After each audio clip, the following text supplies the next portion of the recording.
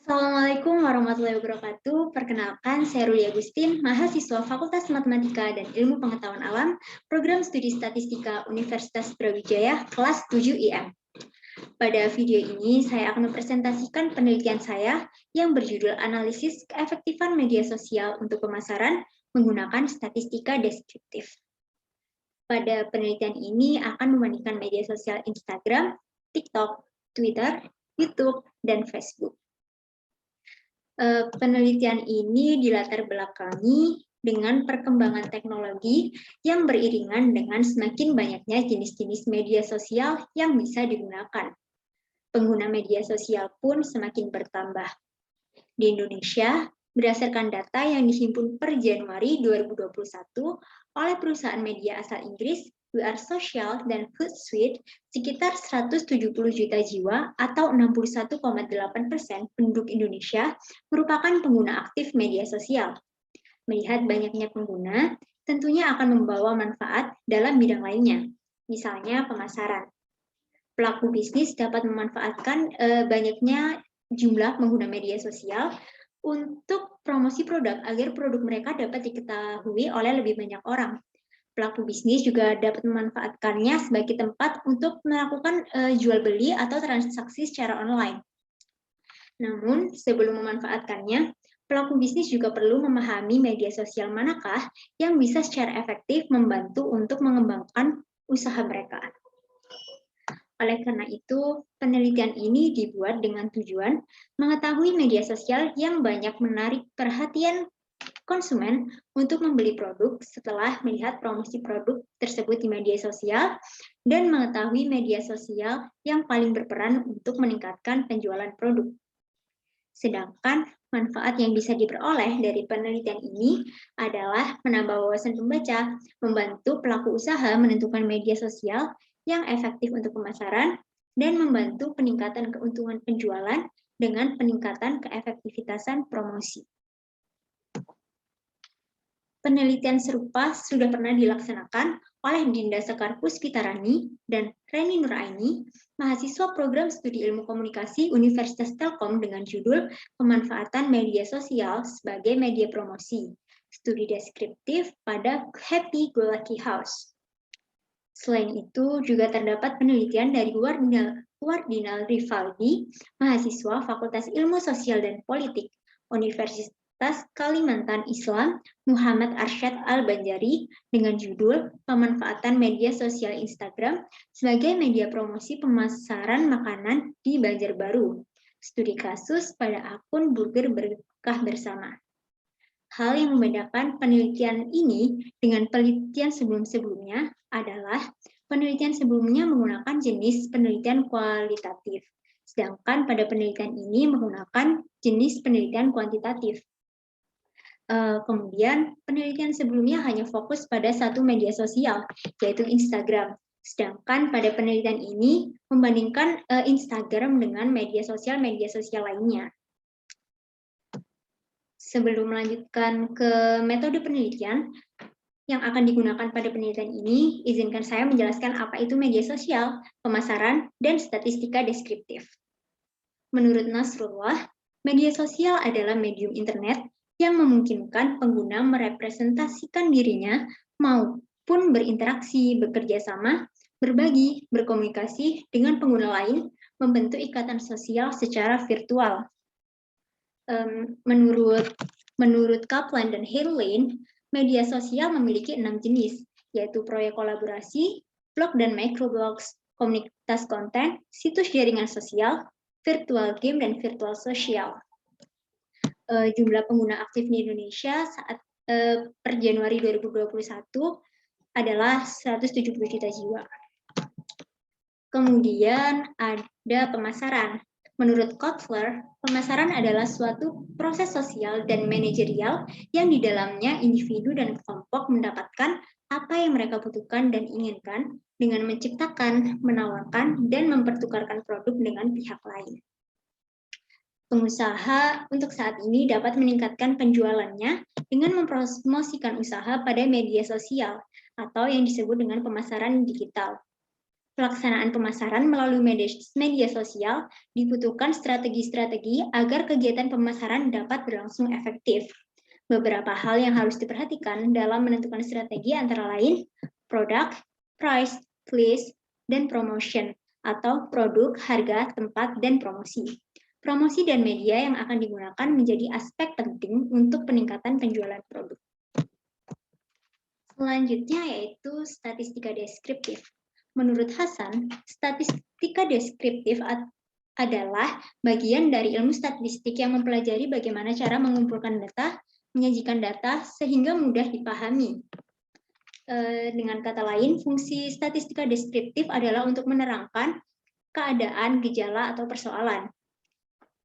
Sedangkan menurut Surya Atmono, statistika deskriptif adalah bagian dari ilmu statistika yang menggunakan data pada suatu kelompok untuk menjelaskan atau menarik kesimpulan mengenai kelompok itu saja. Sehingga statistika deskriptif tidak digunakan untuk menarik kesimpulan secara umum atau general. Bagian dari statistika deskriptif terdapat ukuran lokasi, ukuran variabilitas, dan ukuran bentuk. Ukuran lokasi mencakup mode, mean, median. Sedangkan ukuran variabilitas mencakup varians, deviasi standar, dan range. Sementara ukuran bentuk terdapat skewness, kurtosis, dan plot box. Selanjutnya yaitu penelitian yang digunakan pada penelitian ini. Metode penelitian yang digunakan pada penelitian ini. Jenis penelitian yang digunakan adalah jenis kuantitatif. Karena pada penelitian ini akan membandingkan masing-masing media sosial dan data berupa angka dapat lebih mudah dicerna dan dapat terlihat jelas untuk digunakan sebagai perbandingan. Data yang digunakan pada penelitian ini merupakan data primer atau data yang didapatkan secara langsung dari responden. Data primer ini didapatkan dari pengisian kuesioner dengan kriteria responden pengguna aktif media sosial yang pernah membeli produk di media sosial, pelaku bisnis yang pernah melakukan pemasaran di media sosial, dan data yang sudah didapatkan akan dicari rata-ratanya dan disajikan dengan diagram lingkaran yang menunjukkan presentase pemilih masing-masing media sosial. Hasil dari penelitian ini dapat dilihat pada diagram lingkaran yang sudah tertera di layar.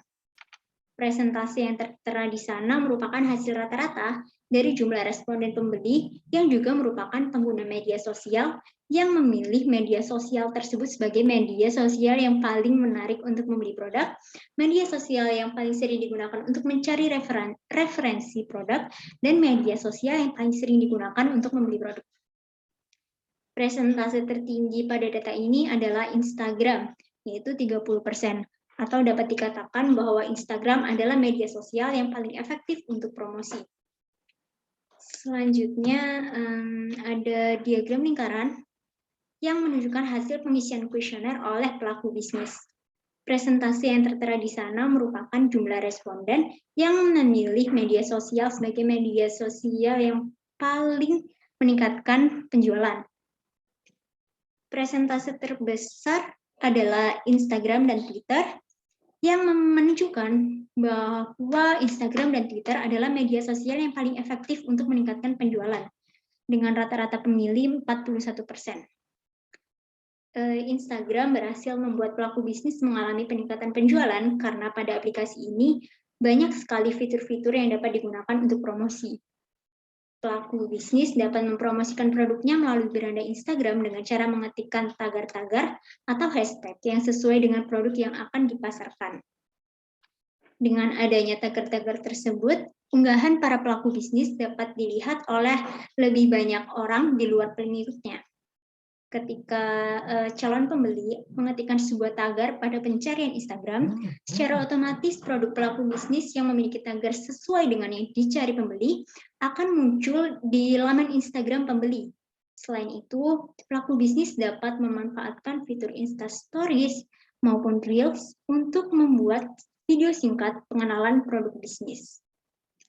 Sedangkan Twitter yang memiliki presentase sama dengan Instagram menjadi media sosial yang paling efektif untuk meningkatkan penjualan karena sama seperti Instagram, pada aplikasi ini banyak fitur-fitur yang dapat dengan mudah dijadikan sebagai alat untuk mengenalkan produk dagang.